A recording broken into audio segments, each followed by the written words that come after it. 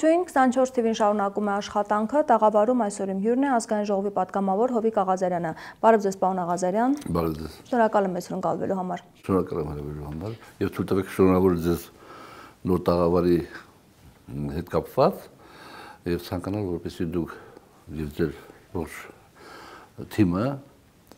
հաջողություններ ունեք այն կարևոր գործում, որով դուք զբաղված եք։ Շնորհակալ եմ շատ։ Դուք ընդդեմ գլխավոր դատախազի հայց եք ներկայացրել դատարան, ըստ տեղեկությունների պատճառն այն է, որ նա ազգային ժողովում ձեզ անձեռմխելիությունից զրկելու հայց ներկայացնելու, միջնորդություն ներկայացնելու ժամանակ ձեզ ասել է, որ սուտ եք խոսում։ Կմեկնաբանեք ինչ խնդիր է։ Մենք այսօր կներկայացնենք, նախապատրաստում էինք, գիտեք ինչ, ինքը չասեց սուտ եք խոսում։ Իհարկե դա է վիրավորական, կարելի կլիներ, ասենք, դատախազի այդ մակարդակի պաշտոնյայի համար կարելի կլիներ օգտագործել հետևյալ խոսքը, մանիպուլացնում եք պարոն Աղազարյան, աղավաղում եք փաստերը պարոն Աղազարյան եւ այլ։ Եվ եթե ինքը նույնիսկ ասած լիներ, որ սուտ եք ասում պարոն Աղազարյան, էլի ես չէի նախադրել այդ վարույթ արարողելու գործընթացը, բայց ինքը ասաց, որ սուտ է ասում։ Եվ այդ արտահայտությունը, եւ այն դեմքի արտահայտությունը, որով ինքը դա արեց, այդ արտահայտությունը կներեք փողոցային անդաստիրակ մեկի համար է այդ արտահայտությունը, սուտ է ասում, սուտ է ասում։ Ասենք դա կիրթ դիմելաձև, վարվելաձև չի, եւ հետեւաբար դա շատ վիրավորական է, եւ հետեւաբար դիմել ենք, որպեսզի ինքը հրապարակավ, ասենք դատախազը հրապարակավ ներողություն խնդրի։ Այսօր երևի կներկայացնենք, տեսնենք դե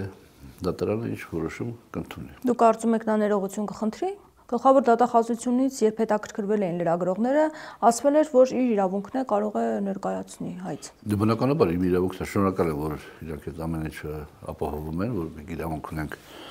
քայլելու, շնչելու,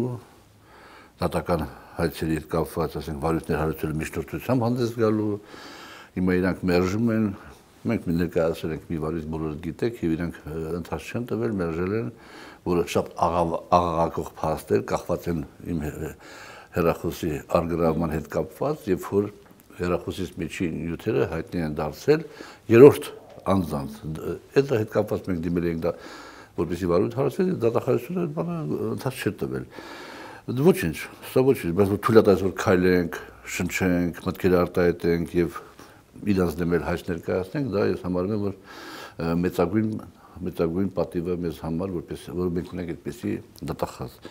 Բայց ինքը ներողություն պետք է խնդրի։ Իսկ այդ գործի հետ կապված գլխավոր դատախազը ինչ հիմնավորում ներկայացրեց, որը դիմել եք եւ չի բավարարվել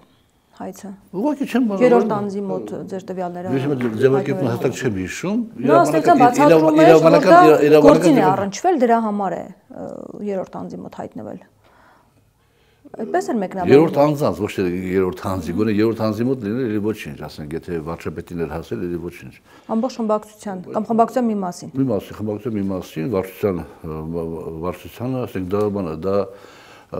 ես կարծում եմ, որ անթույլատրելի բան է։ Երբ որ կոնկրետ գործով քննիչը ասում է, որ պարոն Աղազարյան, պետք է ձեր հեռախոսը արգրավենք եւ էլեկտրոնային զննումը պետք է իրականացնել, խոզարկությունը պետք է իրականացնել դատարանի որոշմամբ, որտեղ դատարանը թույլ է տալիս տվյալ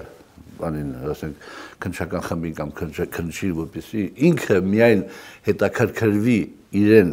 վերաբերվող, այդ նյութին վերաբերվող հարցերով։ Եվ եթե ինչ-որ բան հայտնաբերվի, հանգարտ համապատասխան գործընթաց կա, դատախազ եւ այլ, բայց գնացել է լավ ուրիշ ճանապարհով եկել է հասել է միջև խմբակցության իմ գործընկերների ձեռքն է ընկել եւ նաեւ վարչության անդամների բոլորի ձեռքն է ընկել։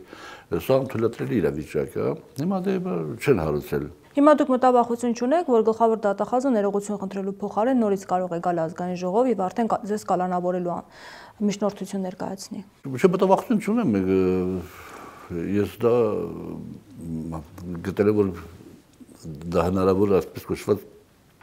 քայլերից մեկը կարող է լինի, հենց որ դες մտավախություն չկա։ Բայց հիմա տվյալ պահին դա էլ պետք է հիմնավորվի, թե ինչ բանով պետք է գա խափամամիջոցի այլ տարբերակներ կիրառել։ Հիմա իմ նկատմամբ կիրառված է խափամամիջոց Հայաստանի Հանրապետությունից դուրս չգալու, բնականաբար։ Եվ եթե ես չեմ խոչընդոտում նախաքննությանը, ներկայանում եմ, երբ որ ասում են որևէ կերպ, որևէ ազդեցություն չեմ կարող ունել եւ չեմ էլ փորձի ունենալ,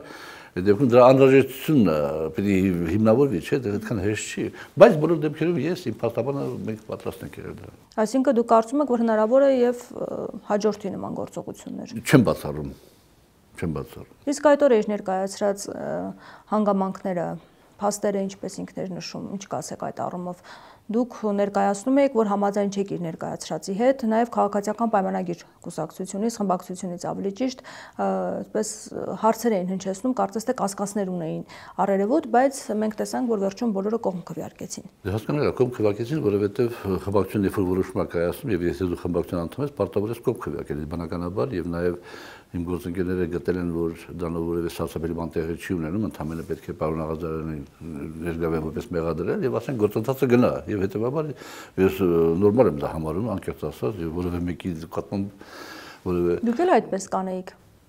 Հա, ես էլ այդպես կանեի։ Բայց եթե իրենք կասկածներ ունեն, հարցադրումներ են անում դատախազին եւ այդ կասկածները չի փարատվում, այդ դեպքում ինչու են նրանք հետո կողմ քվեարկում։ Կասկածները պիտի ասեմ, վերջնական պետք է փարատվի նախաքննության ընթացքում եւ ես ասեմ, որ օրինակ այնտեղ միջնորդության մեջ կային հատվածներ, որոնք լրիվ իմ օգտին էին, ասենք իմ օգտին էին, որոնք հիմնավորում էին իմ այսպես կոչված մեղավոր չլինելու հանգամանքը եւ հետեւաբար թող այդ ամենը չպարզվի նախաքննությունը թող գնա եւ պարզ ես բացարձակապես դեմ չեմ եւ որևէ մտավախություն չունեմ։ Առավելևս որ ես չեմ կարող ասել որ երկու դրվագեր չէ, մի դրվագեր մանր երջավորներ եւ այդ գյուղատնտեսական կենտրոնների ինչի միջաններ են ասում արտահանման հետ կապված այդտեղ այդ գործը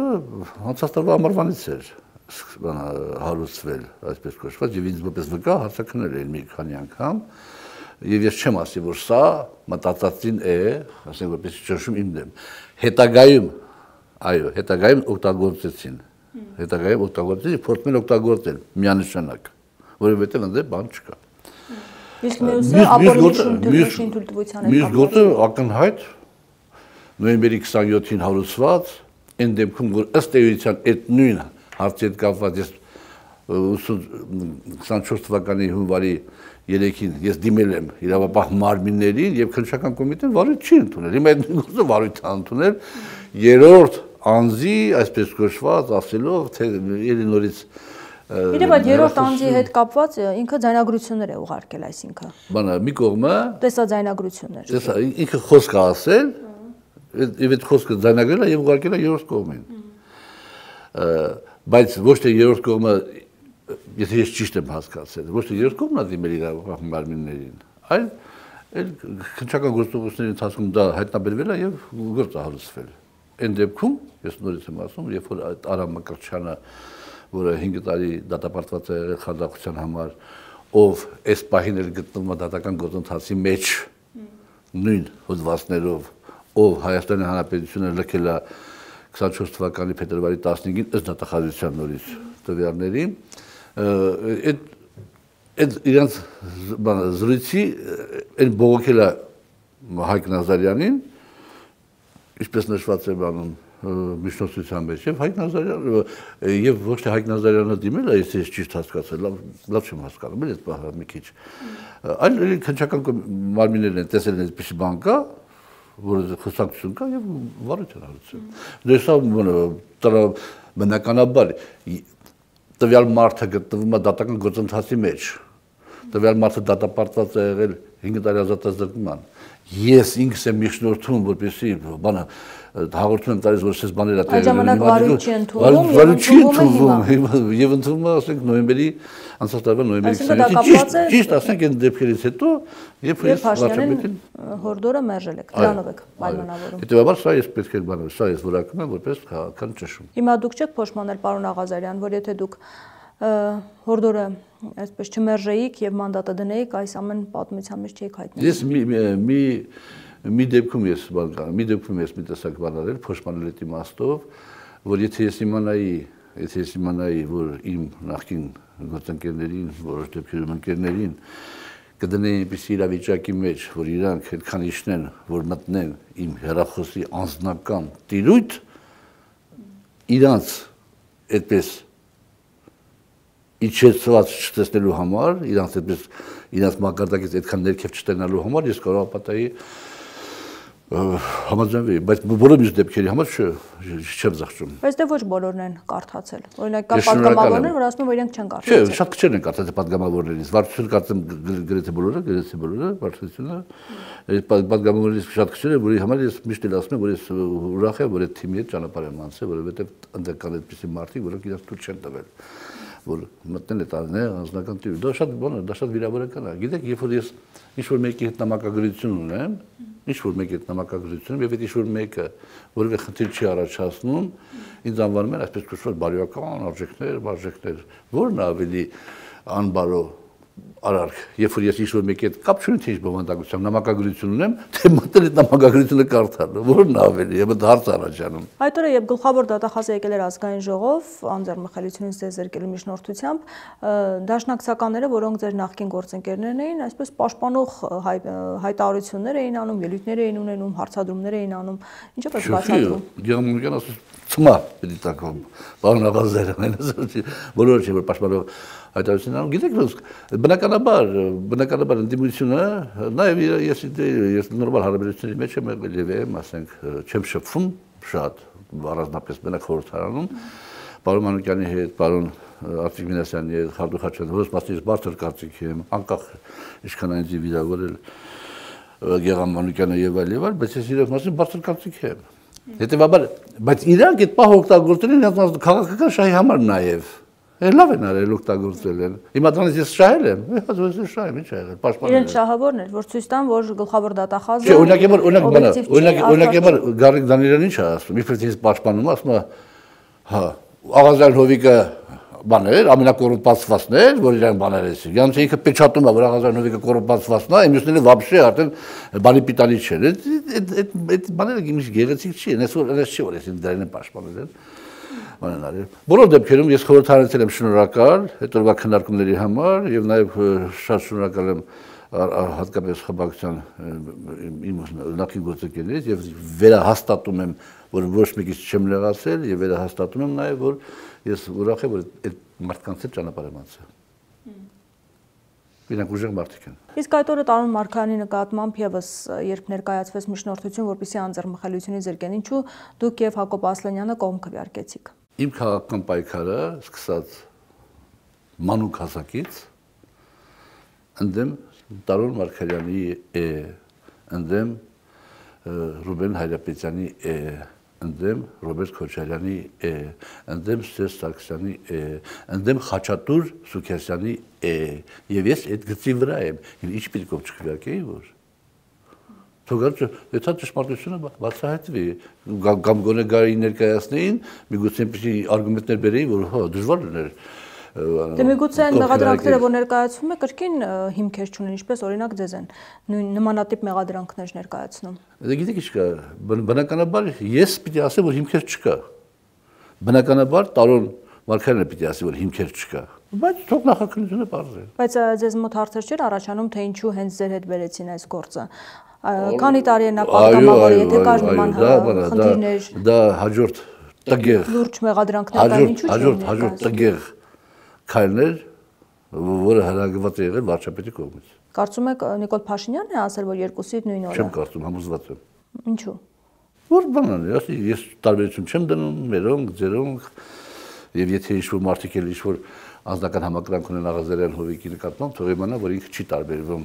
նախկին թալանչիներից եւ այլ եւ այլ եւ այլ։ Այն դեպքում երբ որ իրանք աչուձախ կողմերը մի հատ ուշադրնայի կտենան ինչ տեղի ունենում։ Այսինքն հնարավոր է որ դա դիտավորյալ է։ Դատախազը չկա Տարոն Մարգարյանի ես հազար անգամ ներողություն եմ խնդրում Տարոն Մարգարյանից։ Ես ամեղության կախավարկածը հարգում եմ, ես ոչ էլ իմ անձը կարևորում եմ, բայց որ դա դիտավորյալ էր արված, դա ակնհայտ էր, ինչի մասն է խոսքը։ Այսինքն Տարոն Մարգարյանի համար կարող է եւ գլխավոր դատախազը ազգային ժողով այդպես էլ չգար, եթե ձեր դեպքը չլիներ։ Կարծում եք։ Որովհետեւ նա 2021 թվականից պատգամավոր է։ Կարելի է այդպես մտածել, այո։ Կարելի է այդպես մտածել։ Որովհետեւ եթե 7 տարի դուք քնում եք մի մարդու, ասենք գործ, եւ 7 տարի հետո գալիս եք այդ գործերով բանը ներկայանում եք ազգային ժողով, ուրեմն ողբալի է վիճակը։ Բայց դեպքում ինչու դուք քվեարկեցիք կողմ, եթե դուք գիտեք, որ Փաշինյանը հրահանգավորել եւ նպատակը այլ տեղում է։ Գիտեք ինչ, օրինակ համար պարոն Ասլանյանը եւ ես, երբ քննարկում էինք իմ դիրքորոշում իմ հարցի հետ կապված, կողմ քվեարկենք դատախազ միջնորդությանը, թե չէ, մենք ուզում ենք համարյա իմ հետ կապված կողմ քվեարկենք։ Այդ ձևի էր մեր տրամադրվածությունը, ասենք նույնիսկ ինձ դեպքում էլ մենք ուզում ենք կողմ քվեարկենք, վերջի պահին ասենք ես լսեցի պարոն Ասլանյանի խորհուրդը, ասեցի ստիրու ճիշտ չի կարելի, որ եթե դու կողմ ես քվեարկում, նշանակում է ընդունում ես քո մեղքերը, այդ իմաստով։ Իսկ պարոն Տարոմարքյանի հետ կապված ես ոչ ընդունում եմ, գտնում որ ինքը մեղավոր է, ոչ էլ հակառակը, ես հնարավորություն տվել եմ, ես նորից եմ ասում, դա շատ դժվար էր, ընդ որում վերջի պահին պարոն Ասլանյանը ինձ իմանալ համոզել, որ չքվեարկենք։ Հիմա դուք նեղացած չեք ձեր խմբակցության պատգամավորներից, որ նրանք բոլորը միաձայն կողմ քվեարկեցին։ Բացարձակապես նեղացած չեմ եւ բանը ես միշտ նույնիսկ բանն եմ այդ հայտարարել այդ միտքը, որ ասենք ես չեմ նեղանա, որ իրենք կողմ քվեարկեն, բայց հիմա ոնց իմանան որ ճշմարտությունը որ բացահայտվի։ Մի քանի օգուս կարելի է նեղանա, բայց ես իրանց ասենք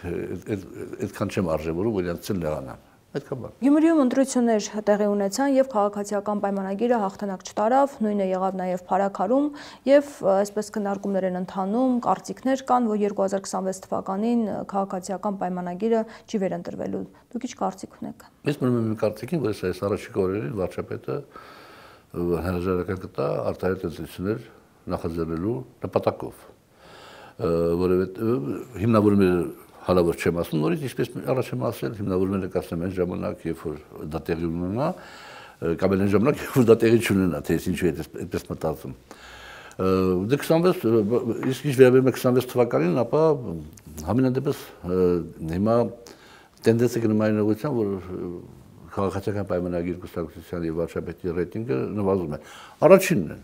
ամենաբարձրն է բնականաբար, բայց որ նվազումը դա ակնհայտ է եւ դա Գյումրին էլ ցույց տվեց, Փարաքարը ընդհանրապես չհաշվենք, Երևանում ընտրությունները որ եղավ, ինչ արդյունք եղավ, հիմա փաստորեն Փարաքար, Գյումրիում հավաքեցին 36 ու 24% ձայն։ Ինքնին դա քիչ չի, բայց դա ամբողջն է, ամբողջ հնարավորն է, իմանում եք, հիմա որ ասում են ձայները գողացան, տվեցին Վարդան Ղուկասյանին եւ այլ, դա լրիվ լիրիկա է, որովհետեւ նրանք ովքեր քաղաքացիական պայմանագրին պիտի ձայն տան, Նիկոլ Փաշինյան պիտի ձայն տան, իրանք ձայն չտվեցին, նախընտրեցին եկել էին ու տվել էր դա։ Էլ մի մարդ, երևի մի 2-3 հոգի էր մնացել կամ տանը չեն եղել կամ գործողման են եղել կամ որ չեն եկել ձայն տվել, ասենք քաղաքացիական պայմանագրի։ Եվ քաղաքացիական պայմանագրի շատ գործընկերներ դա համարում են որպես բան, հաղթանակ։ Թվաբանական իմաստով դա հաղթանակ է, ամենաառաջին տեղն են եղել, բայց հիմա իրանք համաձայն են որ հաղթանակը գրանցվի Հայաստանով 26 թվականին, եթե համաձայն են, թողնես լինի, իրաց ուզածը թող լինի։ Բայց ինչով եք բացատրում, որ իսկապես մարդիկ նախընտրեցին փաստորեն նախկիններին, ինչպես դուք եք ասում, բայց քաղաքացիական պայմանագրին ձայն չտվեցին։ Ուրեմն այդ ընդդիմության հավաքած ձայների մեծ կեսը, ոչ պակաս քան կեսը, դա բանը բողոքող ձայներ էին։ Ռուսեն այդ բառը լավ, պրոտեստանտի գալիս է, ոնց ասած, որ ասենք իրանք դեմ են իշխող քաղաքական ուժին։ Ավելի շատ ընդդեմ էր, քան հանուն։ Մեծ մասը մոտ կեսը էլի, կարող է մի քիչ կողմ, մի քիչ կողմ, մոտ կեսը ընդդեմ էր, եւ սա է հենց ցուցանիշը, հենց է չափանիշը։ Բայց այն բանը, որ ձայն տվեցին Վարդան Ղուկասյանին, ձայն տվեցին Սմարտոնին, ձայն են տվել, լավ են արել ձայն են տվել։ Հիմա թող։ Հիմա դա սոցիալիստի չէ։ Վարդան Ղուկասյանն ընտրվի քաղաքապետ, Վարդան Ղուկասյանն ունի քաղաքապետ, եւ եթե ամեն ինչ այդ հա օրենքների շրջանակներում շատ հաջող աշխատանք կարող է ստացվի, շատ հաջող աշխատանք, ինքը Գյումրու համար կարելի է ամեն հնարավորը, արդեն ինքը Փարքաստու վերջին տեղերում չգիտեմ յութական իմաստով ինքը ամեն ինչ ունի, ապահոված է եւ այլ եւ հետեւաբար աշխատելու է իրավաբան մարմինների խոշորացուցված հսկողության տակ եւ ինքը աշխատելու է շատ լավ։ Կենտրոնական իշխանությունը պետք է դրա հետ հաշվի նստի, ով է շահելու է Գյումրեցին, շահելու է ժողովուրդը։ Երբ որ ես քաղաքացիական պայմանագիր կուսակցության անդամ էի, ինձ այդ հարցը տալիս էին, նմանատիպ հարցեր, պարոն Աղազարյան, ո՞նց եղավ ձեր տեխնացուն չհաղթեց։ Ես ասում եմ հետեւյալը, այդ ժամանակ։ Այնտեղ որտեղ որ հաղթում է քաղաքացիական պայմանագիր կուսակցության տեխնացուն, հաղթանակում է քաղաքացիական պայմանագիր թիմը։ Այնտեղ որտեղ որ չի հաղթում քաղաքացիական պայմանագիր կուսակցության տեխնացուն, այդտեղ հաղթում է քաղաքացիական պայմանագիր կուսակցության գաղափարախոսությունը։ Վերջ Երկու դեպքում դու հաղթած ես։ Դու եկել ես իշխանության, որպեսզի ժողովրդավար, որպեսզի ժողովրդին ազատես փողով քվեարկելու այդ ծանրությունից, որպեսզի ժողովրդին տաս հնարավորություն մարդիկ իրենց ձայնի տերը, որպեսզի հնարավորություն տաս քաղաքական ուժերին իրաց մի ձայն յուրաքանչյուրը հիմա դու քո նպատակը ո՞րն է, որ դու վերջնի դեպուտատ լինես, թե քո նպատակն է, որ դու հասարակությանը դրես ճիշտ ռեսուրսների վրա։ Դա է հաղթանակ։ Հիմա դու կարծում ես արդար թափանցիկ ընտրություններ են եղել Գյումրիում, որովհետև դժգոհություններ կային, որ վարչական ռեսուրս է կիրառվել եւ այլն։ Ես կարծում եմ, որ բավականին բացարձակ ոչինչ չկա, բայց բավականին բացումակատակով եղել, այո։ Հիմա հնարավոր է, որ նաև կալանավորման գործընթացներ սկսեն Վարդան Ղուկասյանի նկատմամբ, որովհետև այդ մասին հիմա շատ է խոսվում։ Ինչ կտա դա։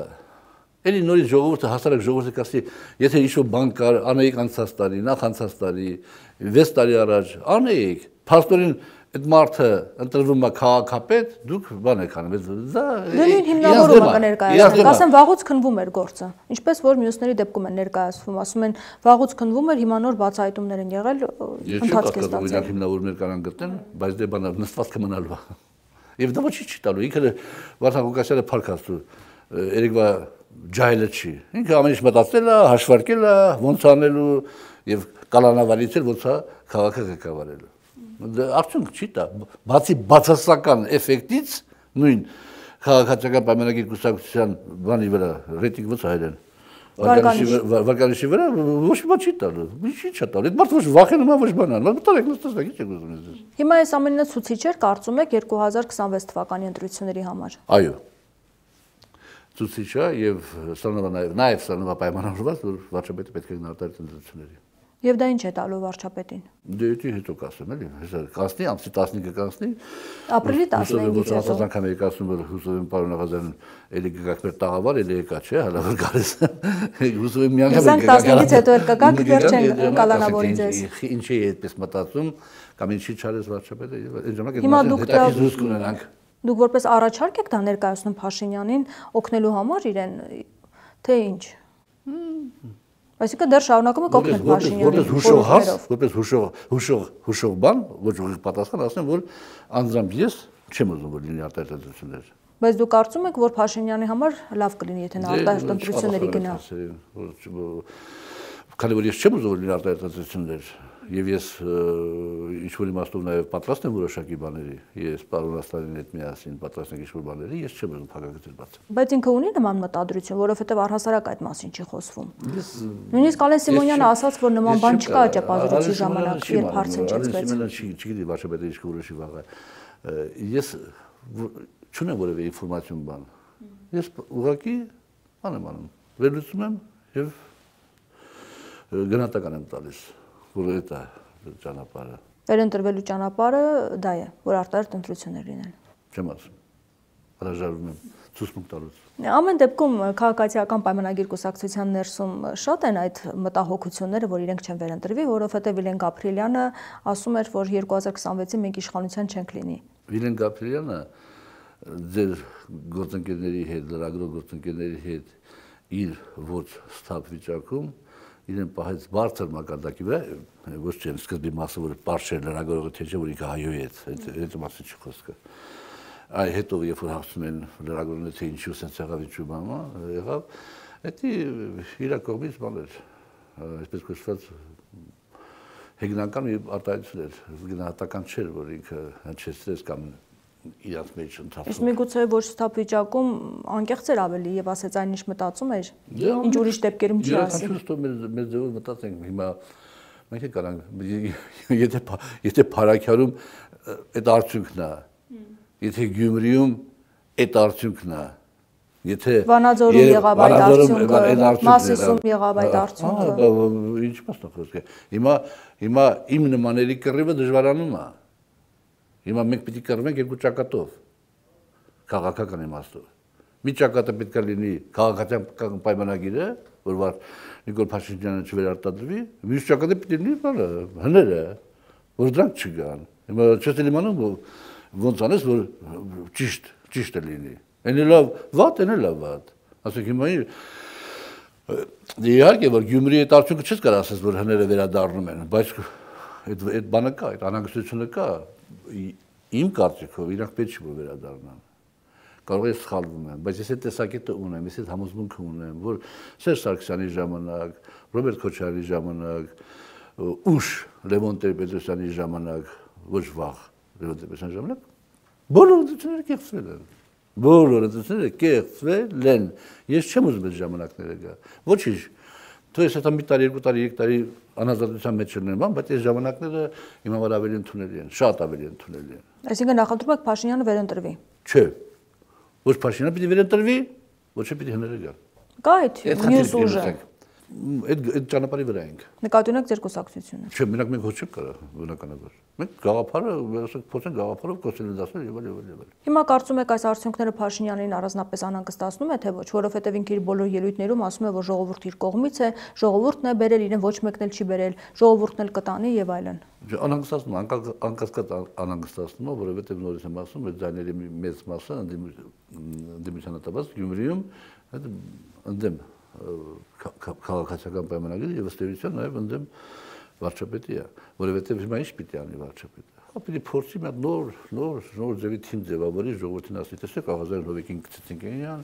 այսպեսին գցեցինք իրան, Վիլեն Գաբրիելյանը տեսեք, իրան դες պայծ հանեցինք, հիմա մենք գալիս ենք նոր թիմով, նոր փոփուշներով եւ այլ, մի հատ էլ մեզ ձայն տվեք։ Այսինքն նոր մարդկանց ներգրավի։ Էլ չի տա, էլ ժողովուրդը ձայն չի տա։ Կտա իհարկե ահագին կլինի, որ դեր կվստահեն, ահագին ես կարծում եմ 30% ոչ պակաս ասենք ձայն հավաքեն։ Բայց դիք սախ այդ ձայները կլինի, իշխանական ձայները կլինի, կոալիցիա ձևավորել բար շատ դժվար կլինի։ Ձայն կտան, բայց արդեն ժողովուրդը հոգնել է այդ իրավիճակներից։ Այսինքն նոր մարդկանց կներգրավի, որպեսզի մարդկանց մոտ հավատ ներշնչի, որ այն թիմը ձախողել է, այս նոր թիմը կհաջողի։ Եվ մեղավորությունը թիմն է, որ չի հաջողել, ոչ թե ինքը։ Բա իհարկե։ Բայց ինքը ձևի է ասելու կամ ասում է։ Բայց ժողովուրդը չի հավատա, կարծում եք։ Դե մենք պիտի նշանենք, որ ժողովուրդը ճիշտ գնա այդ իրավիճակը, որովհետև երբ որ դու այս քայլն ես անում, չիլում հետ քայլ ես անում, այս կադրը ես նշանակում հարմար չի հանում ես, հետո մյուս կադրը, դες կադրային խնդիրը ամենադժվար խնդիրն է բնականաբար, բայց հետո դրանից հետո մտի կեսվածք ես ընդունում։ Հարց առաջանում, միգուցե ժամանակն է, որ դու գնաս։ Իսկ միգուցե Փաշինյանը նոր մարդկանց ներգրավելու փոխարեն հենց իշխանության ներսից ընդդիմադիր թեւ ձևավորի, օրինակ ձեր կուսակցությունը կամ այլ մարդիկ, ովքեր կմիանան։ Դե, հիմա ես ասում եմ, պարոն Ասլյանն հետ մենք որոշել ենք այդ հանգամանքը, որ մենք գտնում ենք, որ խորին հարգանք ունենալով վարչապետի եւ արած գործերի հետ կապված ըմբռնումով մոտենալով նաեւ որոշակի սխալների, որոնք տեղի ունեցել, մենք գտնում ենք, որ ինքը իրան սպառել է եւ մենք պիտի ամեն ինչ անենք, որ ինքը վարչապետ չլինի։ Հետեւաբար մենք այդ գծի վրա ենք։ Հիմա ինչ էլ անենք, չանենք, այդ բանը լինելու է։ Ասենք տանելիցի կալանավորել ենք, ասենք կալանավորեցին, որ Աղազարյան Հովիկի ռեյտինգը բարձրանա, որ բանը գա, ինքը ձայներ հավաքի, որ հետո միանալ վարչապետի եւ այլ։ Ոնց էլ անենք, դա լինելու է։ Բայց ես հիմա խոսքերով չի, պիտի արդյունքներից դատենք։ Հիմա կամաց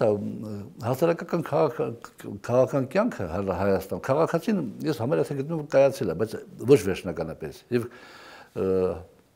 հասարակությունը այդ աստիճանի այդ զարգացումը չի ստացել։ Այս նմանատիպ process-ներն են բերում զարգացման։ Հիմա եթե մենք այսպեսի բան ասենք, հետո վաղը մի օր ուրիշ դիրք ընդունենք, ասենք ծիծաղալի կլինի, ոչ պարոն Ասլանյանն է երիտասարդ, ոչ ես եմ երիտասարդ, ինչ իմաստ ունի մեր համեստ քաղաքական անցյալը դնել հարվածի տակ։ Իմաստը որն է։ Իմաստ չկա։ Հետևաբար մենք այդ գծի վրա ենք։ Բայց դուք ինչ եք կարծում, հնարավոր է, որ Փաշինյանը հենց ԿՊ-ի ներսից այդ ընդդիմադիր թևը ձևավորի, որպես այլ ընտրանք ներկայացնի։ Դա ընդունված տարբերակ է, ընդհանրապես, ընդունված տարբերակ է, որովհետև հեղափոխությունից հետո այսքան երկար ոչ մի քաղաքական ուժ, ոչ մի տեղ չի մնացել այսքան երկար իշխանության։ Կամ վերածվել բռնապետության, կամ ուղղակի հեռացել է իշխանությունից։ Հիմա Նիկոլը այդ իմաստով գնում է դեպի ավտորիտար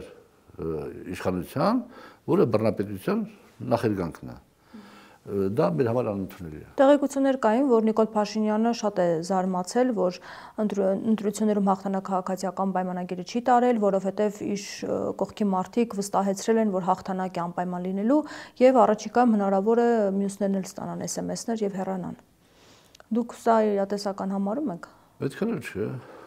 Այդքան էլ չեմ արում իրատեսական, ինչ կոնկրետ ինչ մեղավորներ հու չկան։ որ ասենք ինչ-որ մեկը մեղավոր է դրա համար։ Դե վստահեցրել են, ասել մենք հաղթանակ կտանենք։ Մենք տեսնում ենք, որ ընտրության օրը մարզպետ, աշխատանքի եւ սոցիալական հարցերի նախարարը, տարբեր պաշտոնյաներ ներկա են լինում եւ Գյումրիում էին եւ Փարաքարում էին եւ իրենց աջակցությունն էին հայտնում։ Ես պիտի ասեմ, որ ես չէի սպասում, որ 36%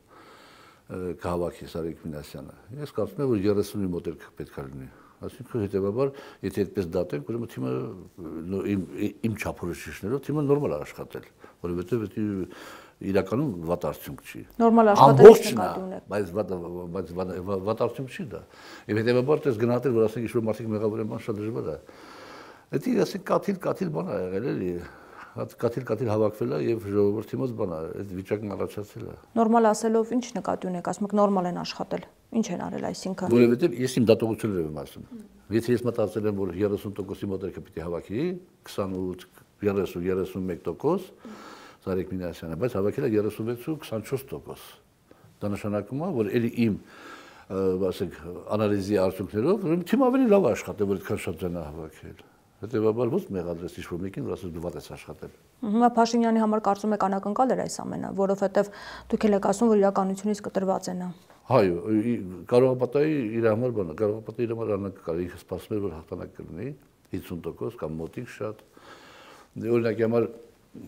ես հայտարարել եմ, որ հնարավոր չէ, որ Եվրոքվեի քարյակը հաղթահարի շեմը, որովհետև Գյումրեցու մենթալիտետը շատ հեռու է այդ բանից։ Եվ այն որ պարոն Արտակ Զելերյանը ներկայացնում էր, հետո լավ է օրենքի մեջ կար, չէ՞, այդ որ ամբողջ ժողովրդի կամ արտահայտումն է, հետո դա փոխեցին, նախաբանը, այո։ Հանեցին, հետո հանեցին։ Երկար քննարկումից հետո։ Ոնց կարելի է բան ասել, էլի ամբողջ ժողովրդի կամ արտահայտությունը։ Խնդրեմ, կոնկրետ կամ արտահայտություն։ Այնտեղ գնացել եք տուն եք մտել, բան եք արել, ստորագրի հիմնատեսարային արել, կամ արտահայտություն, փակ գաղթի քվեարկությամբ, ասեցին ախպեժան, մենք ձեր գործ չունենք։ Եվ դա իրանց հետ լինելու ամբողջ Հայաստանով մեկ, բայց այդ դեպքում 35% հավաքել, որ համարվում է հաղթանակ իրանց կողմից, այսպես կոչված, 36% ձայն հավաքելով ում է դա կոալիցիա գնալու, որ իշխանություն ձևավորի։ Հիմա կարծում եք այդ Եվրամիության հայտ ներկայացնելու օրակարգը իրատեսական չէ նաև ամբողջ հանրապետությունում իրականացվում։ Դա շատ սխալ օրակարգ է։ Սխալ անտեղին։ Եվ նպատակավորն էր կարծում եք։ Նպատակը բանն է։ Ամեն դեպքում խորհրդարանը ընդունեց այն։ Հա, բան չեմ ասում։ Նպատակը դա է, վարչապետին թվում է, թե դա տալիս է ճկունություն արտաքին քաղաքականության մեջ, բայց դա ճիշտ մոտեցում չի։ Ինչ առումով դա ճկունություն մանևրելու հնարավորություն է տալիս արտաքին քաղաքականության, ասենք բնակավարում, բայց ես գտնում որ դա ճիշտ մոտեցում չի։ Իսկ ինչ վտանգներ են ներկայացնում։ Դու չպետք է մտածես, թե քո դիմացինը ինչ հավանակ բանա, որ քո դիմացինը քո ուզած քայլը կատարի եւ այդ քայլի դեմ դու բան անես, ինչ որ կանխավ ինչ որ բան անես։ Դու չես կարող որոշես իրա փոխարեն։ Իրանք գիտեն, որ պահին ինչ քայլ կկատարել եւ դու հետեւաբար դու այդ ռեսուրսը չունես այդ մանևրելու եւ դա ճիշտ չի։ Մի տարի առաջ ես ասել եմ, չի հարցազրույցներում 5 տարուց մի քիչ ավել առաջ խմբակցություն քննարկում եղավ եւ ընդհանուր քննարկում եղավ լայնված կառավարության անդամների, վարչության անդամների եւ կողմ մարդ չկար, որ դիմում ներկայացնենք Եվրամիության։ Բացի վարչապետից։ Իսկ դու կարծում եք իսկապես Եվրամիությունն ուզում է, որ Հայաստանը անդամակցի իրենց։ Դա հենց այդ իմաստով նախնական ձևակերպումը որ կար, այդ մոտեցումը որ վարչապետն ասում էր, թե մենք ինչքան որ Եվրամիությունը թույլ տա, մենք այդքան կմոտիկանանք։ Դա շատ ճիշտ ձևակերպում էր, բայց հիմա մենք բան ենք անում, առաջ ենք ընկնում, չունենալով որևէ առարկայական հենք դրա համար, ոչ մեր տնտեսությունը, ոչ մեր մենթալիտետը, ոչ բանը։ Մենք Եվրամիության մասին կարողանանք մտածել մի 20 տարի հետո, ոչ շուտ։ Շնորհակալ եմ զրույցի համար։ Զրուցում էի ազգային ժողովի պատգամավոր Հովիկ Աղազյանի հետ։ Շարունակեք մեզ հետևել, կհանդիպենք։